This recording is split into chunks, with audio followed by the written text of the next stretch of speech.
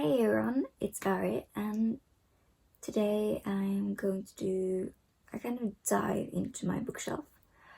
In Norway we have two big bookstore chains, Nordli and Ark.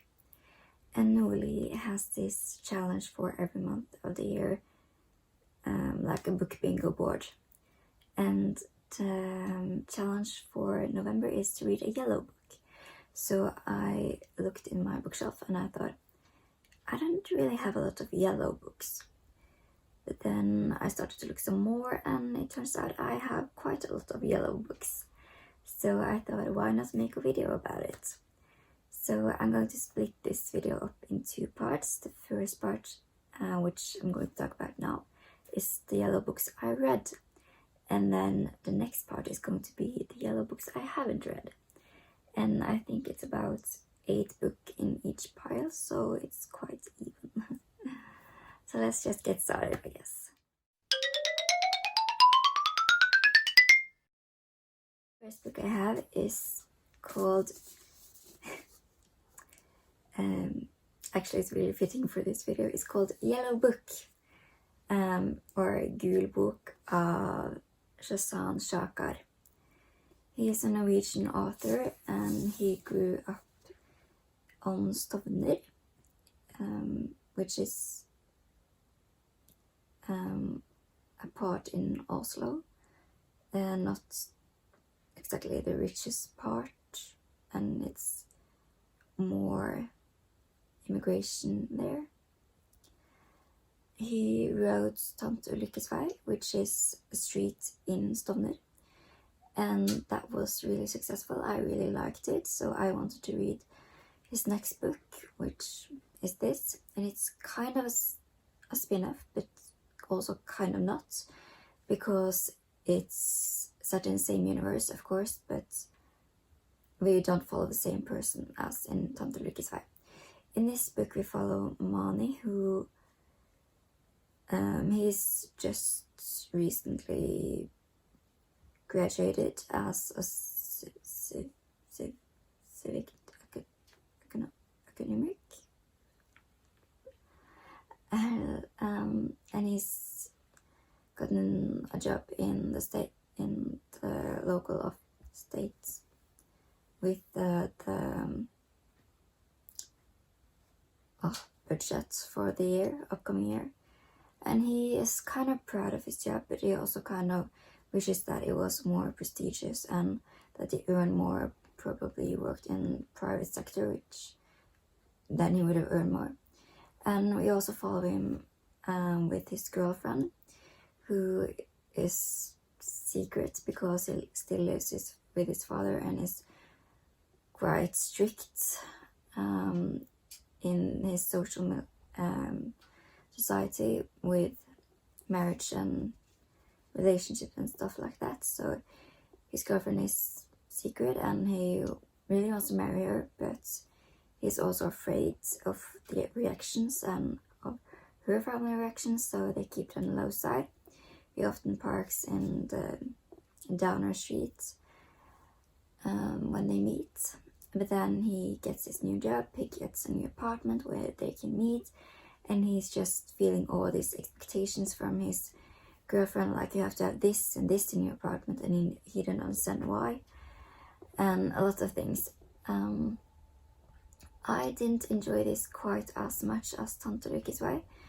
I think perhaps I didn't understand it as much, but it was an okay read, I guess.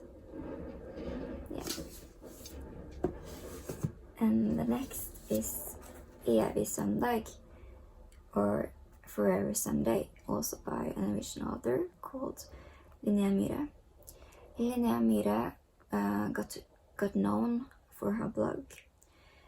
She was for a while known as the angry blogger of Norway, but I read all of Linnea's books. This is a memoir, and I really liked it. Linnea struggled with anorexia, and in her first book she described her days as an anorexic and the struggle, and it's written like a diary.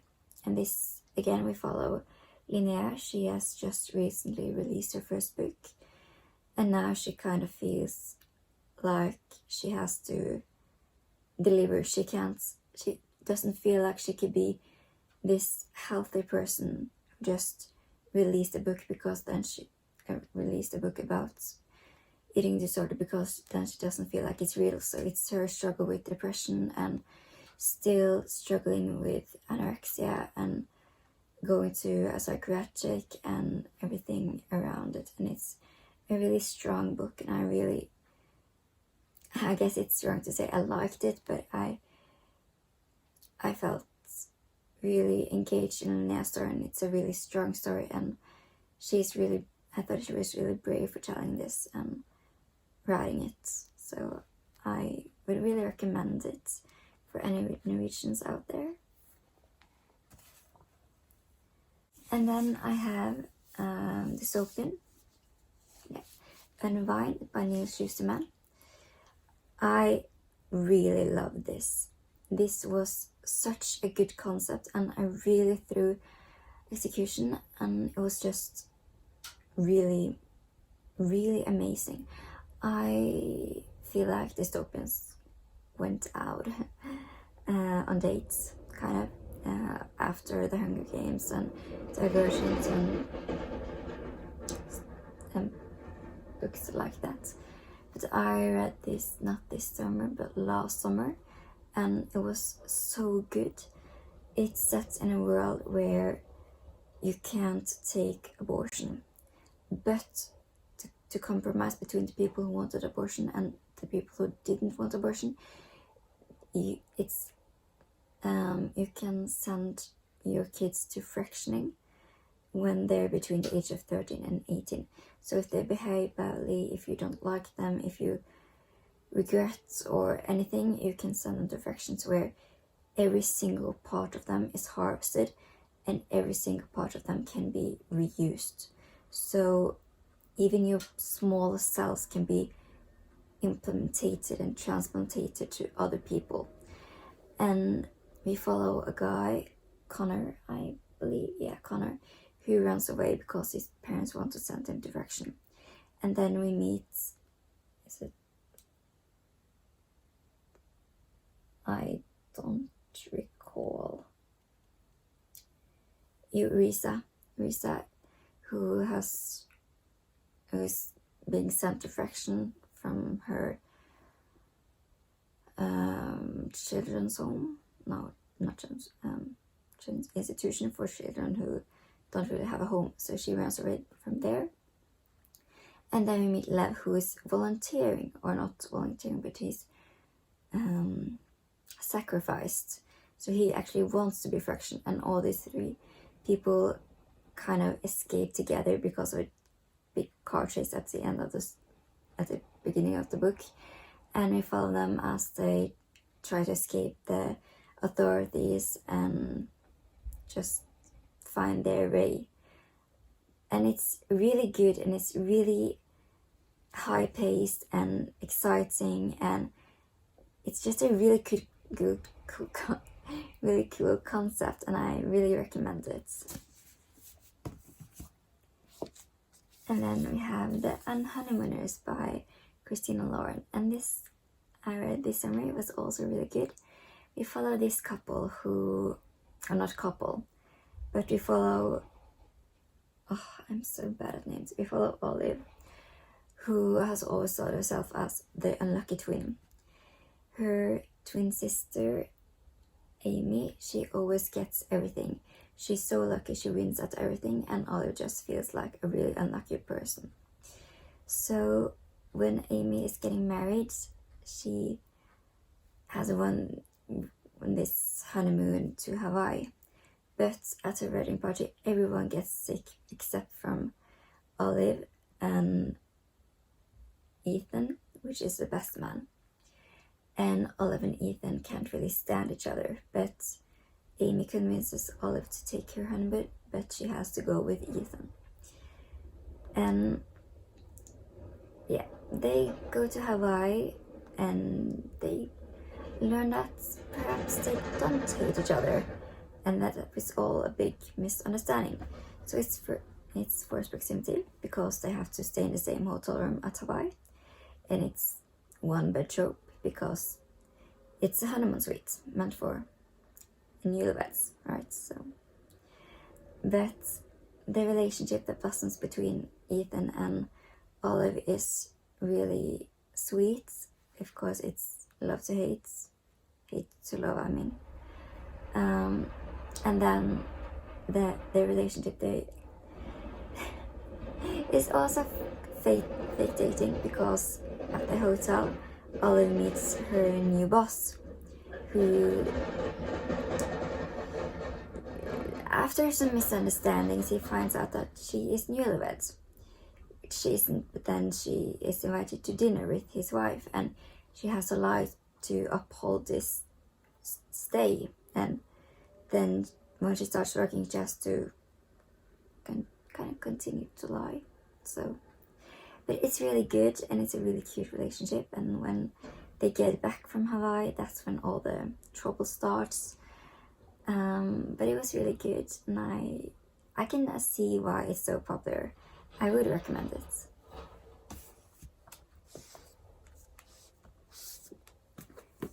And The Summer Islands by Natalie Norman. This is again a Norwegian author, but it's actually written in English and then translated to Norwegian, which I think is kind of funny because that doesn't happen a lot. But we follow Nini, who she's just broken up with her boyfriend because she found out she was the other woman while he had a wife. And we follow Jack, who is a baker or cook, actually from London. He has just found out that he has inherited his father's farm in Norway, and he didn't know his father. He never met him, and he has grown up with his mother in England with 2 step siblings and an English stepfather, but yeah. So now that he has inherited this farm, he travels to Norway to see the farm and the property and what to do with it. And there he meets Nini, and he instantly falls for her, like head over heels. And he is at this tight-knit island community in Norway, at the outskirts of Norway, and Nini isn't sure what to think of him. She kind of think that he's arrogant and this brooding macho, or not really macho, but arrogant English guy. So she isn't sure what to think about him, but he grows on her and she starts to fall for him, but then some drama happens. Nini finds out that her last relationship kind of left some stuff, there's some problems that occurs, and Jack is totally willing to take on this problem, but Nini doesn't want to, and Jack fights for her and she pushes him away, and it's this kind of push and pull fight between them. But it was cute. It was a really easy read, like flew through it in a couple of hours, so yeah. But it was fun seeing Norway portrayed in a book like that. That's not something I see too often, unless the book is set in Norway, but this was, yeah. And then I have a book, which I think is really unpopular. I didn't mind it as much, but I know a lot of people hated it and thought it was unnecessary. But this is Harry Potter and the Cursed Child by J.K. Rowling, or based on J.K. Rowling. I think it's written by John Tiffany and Jack Thorne. So this is a play, so it's just the manuscript of the play. But we follow Harry's child and the child of Draco. So they're friends, but yeah,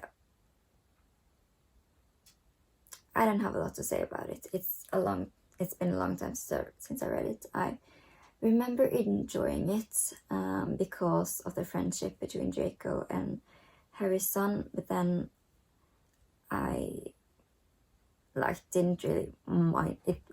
I wouldn't mind it if it wasn't there, kind of. But it's their friendship and how the son of Harry doesn't feel like he's living up to his father's reputation, and how he kind of F's all up, and the child of Voldemort kind of wants to take revenge. Yeah, that was really bad explained. Sorry. And an anthology, Summer Days and Summer Nights, edited by Stephanie Perkins. This is a collection of multiple short stories by a variety of popular authors like Leigh Bardugo, Francesca Lee Block, Libra Bray, Cassandra Clare, Brandy Colbert, Tim Federley, Levi Grossman, Nina LaCour, Stephanie Perkins, Veronica Roth, John Scoran, and Jennifer E. Smith. I read the other short story collection or anthology edited by Stephanie Perkins, and I didn't really like it, so I had really low expectations for this, but I enjoyed it a lot more than I thought. I can't really give a lot of summary because it's just a gathering of short stories, but it was an okay read. I didn't love it, I didn't hate it, but I think that's just me because I kind of struggle with short stories. I don't feel like I really get a close relationship with the people we meet, so I can't relate. I don't get the same emotions as with the longer book where I get to know the persons more, but it was okay. And then the last book is again Norwegian, and it's På tronen, on the throne, by Anne Gunn Halvorsen and Randi Fuglehaug. This is the third book in Halve Kongeriket-serien, or half the kingdom.